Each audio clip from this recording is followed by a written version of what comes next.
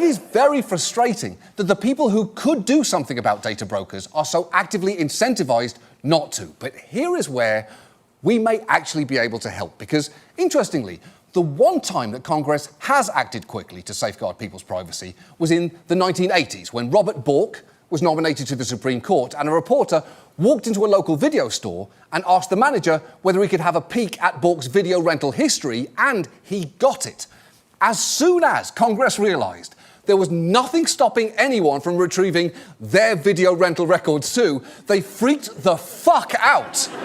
And lo and behold, the Video Privacy Protection Act was passed with quite deliberate speed.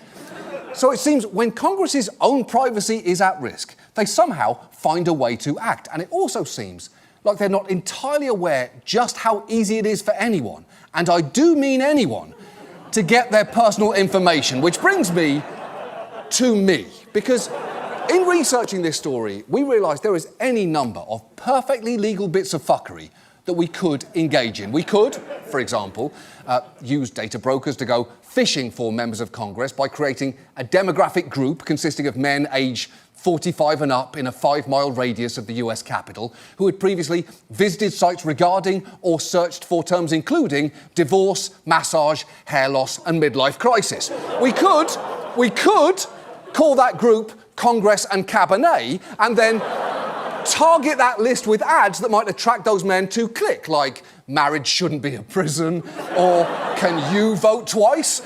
We could also throw in, do you want to read Ted Cruz erotic fan fiction?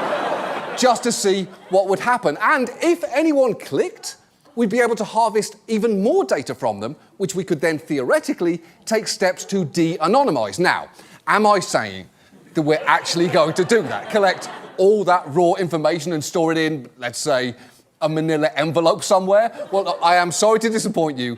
We are not going to do that.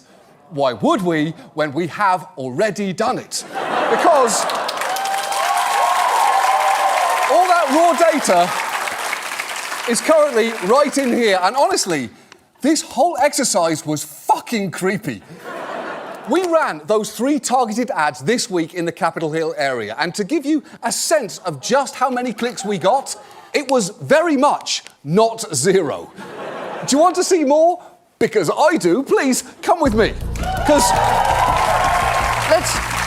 let's start with the very first hit that we got. It came at 3:35 p.m. on Tuesday afternoon from around the Embassy Row area, when a man fitting our demographic description clicked on the Ted Cruz ad, meaning that we now have his IP address and device ID, and also know that he did it on an Android phone. So we could now take steps to identify him, just like we could with all these others who clicked on one of our ads in the Capitol Hill area this week, including at least 3 who may have been inside the Capitol building itself. One of whom clicked on the Can You Vote Twice ad, one of whom clicked on the divorce one, and another who clicked on the Ted Cruz erotic fanfiction, which was distressingly popular. And if you're thinking, how on earth is any of this legal? I totally agree with you, it shouldn't be.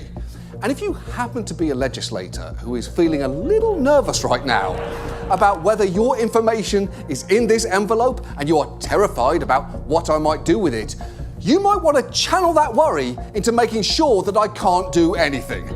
Anyway, sleep well. That's our show. Thank you so much for watching. We'll see you next week. Good night.